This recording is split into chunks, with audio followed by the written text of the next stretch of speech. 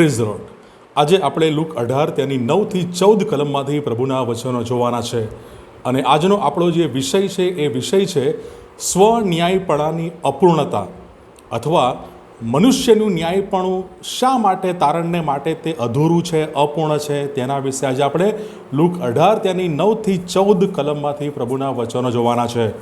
જ્યારે લુક 18 અને તેની 9મી કલમ આપણે જોઈએ છીએ ત્યારે કેટલીક અજાયબ જેવી બાબતો આપણને આ 9મી કલમમાં જોવા મળે છે. કલમ આ પ્રમાણે કહે છે, કેટલાક પોતાના વિશે અભિમાન રાખતા હતા કે અમે ન્યાયી છે ને બીજાઓને તુચ્છકારતા હતા. એવા લોકોને પ્રભુ ઈસુ ખ્રિસ્ત આ દ્રષ્ટાંત એટલે કે 9 થી 14 કલમમાં બે માણસ જે પ્રાર્થના કરવા મંદિરમાં જાય છે તેનું દ્રષ્ટાંત પ્રભુ ઈસુ ખ્રિસ્ત કહે છે. એ સમયના લોકો અભિમાન રાખતા હતા કે અમે ન્યાયી છે, અને આ દ્રષ્ટાંતમાં એ ફરોશી અને એ જકાતદાર એટલે કે દાણી તેનું દ્રષ્ટાંત પ્રભુ ઈસુ ખ્રિસ્ત કહે છે. બંને પ્રાર્થના કરે છે, બંને પ્રભુ મંદિરમાં છે, બંને પ્રાર્થના કરે છે, પણ આપણે જોઈએ છે 14મી કલમમાં, હું તમને કહું છું કે પેલા કરતાં એ માણસ ન્યાયી ઠરીને પોતાને ઘેર ગયો. એ ફરોશી અને એ જકાતદાર, એ બંનેમાંથી આપણે જોઈએ છે કે એ જકાતદાર એ ન્યાય ઠરીને ત્યાંથી જાય છે.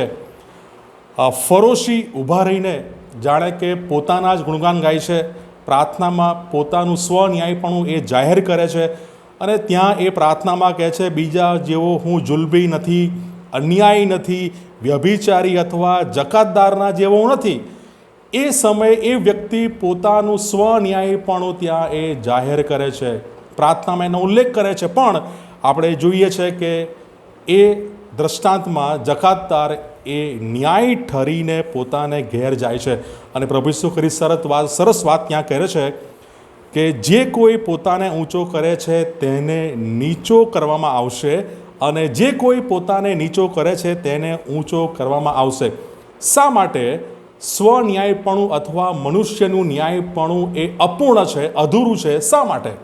કેટલાક કારણો એ બાબતને લગતા છે. સૌથી પહેલું કારણ, આ ફરોશી એ પોતાની ધાર્મિકતા, પોતાના કાર્યો પર એ અભિમાન રાખે છે. પણ યશાયા 64 અને 6 કહે છે, અમારા સર્વ સારા કાર્યો એ મેલા લુગડાના જેવા છે. મનુષ્યનું ન્યાયપણું, આપણું ન્યાયપણું એટલા માટે અપૂર્ણ છે, અધૂરું છે, કારણ કે આપણા દરેક કાર્યો, દરેક આપણી ધાર્મિકતા જે કદાચ સારી લાગી શકે, સારી દેખાઈ શકે, પણ બાઇબલ નોંધે છે અમારા સર્વ સારા કાર્યો મેલા લુગડા જેવા છે. જો આપણે આપણી ધાર્મિકતા ઉપર, આપણા સારા કાર્યો ઉપર જો આપણે આધાર રાખીએ છીએ તો આપણે પોતાની રીતે ક્યારેય ન્યાયી ઠરી શકતા નથી. માટે એ અધૂરી છે, અપૂર્ણ છે.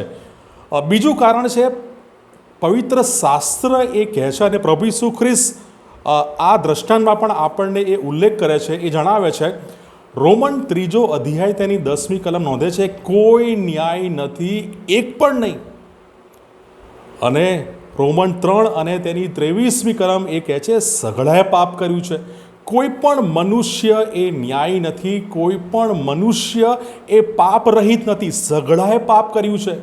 અને જ્યારે આવી વ્યક્તિ જો સ્વન્યાયપણું એની પર એ ભરોસો રાખે, આધાર રાખે, અભિમાન રાખે, તો તેનાથી કોઈ પણ રીતે એ તારણને પ્રાપ્ત કરી શકતી નથી.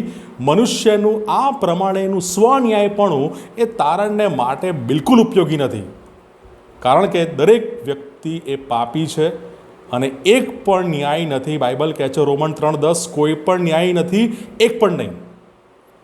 ત્રીજું જે કારણ છે, જો આપણે નિયમશાસ્ત્ર ઉપર આધાર રાખીએ, જેમ કે નવા કરારમાં જે ધાર્મિક આગેવાનો હતા તે લોકો નિયમશાસ્ત્ર ઉપર એ વધારે આધાર રાખતા હતા, પણ એ નિયમશાસ્ત્ર પ્રમાણેની કરણીઓ, આજ્ઞાઓથી પણ કોઈ માણસ ન્યાયી ઠરી શકતું નથી.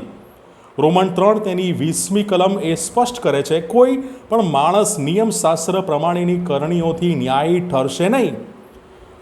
એ ધાર્મિકતા, એ ધાર્મિક આડંબર, ધાર્મિક દંભ એ કોઈ પણ રીતે એ ઈશ્વરની આગળ આપણને ન્યાયી જાહેર કરી શકે નહીં. અને નિયમશાસ્ત્ર પ્રમાણેની કરણીઓથી નિયમશાસ્ત્ર પ્રમાણેની કરણીઓ પર આધાર રાખવાથી ન્યાય ઠરી શકાતું નથી.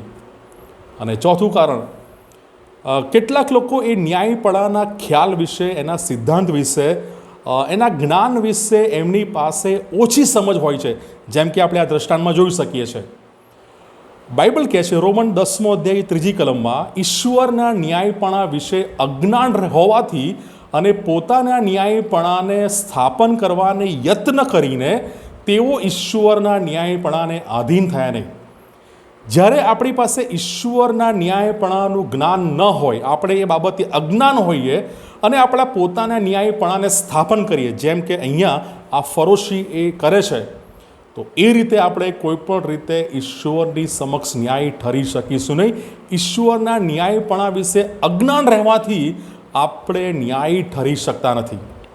સવાલ થાય તો કેવી રીતે ન્યાય ઠરી શકીએ? શું મનુષ્યના પ્રયત્નોથી, ધાર્મિકતાથી, સારા કાર્યોથી? જવાબ છે ના અને બિલકુલ નહીં. ઈસુ ખ્રિસ્ત જે ઉદ્ધાર છે તેની મારફતે ઈશ્વરની કૃપાથી તેઓ વિના મૂલ્યે ન્યાયી ગણાય છે. ઈસુ ખ્રિસ્ત જે ઉદ્ધાર છે, જે તારણ છે, અને તેમનાથી, તેમની મારફતે, તેમના દ્વારા અને ઈશ્વરની કૃપાથી આપણે વિના મૂલ્યે ન્યાયી ગણાઈ શકીએ છીએ. અને બાઇબલ આપણને સ્પષ્ટ સમજ આપે છે કે આપણે કેવી રીતે ન્યાય ઠરી શકીએ. સૌથી પહેલી રીત, ખ્રિસ્તનું રક્ત. રોમન 5 અને 9 કહે છે તેમના રક્તથી ન્યાય ઠરાવવામાં આવ્યા છે.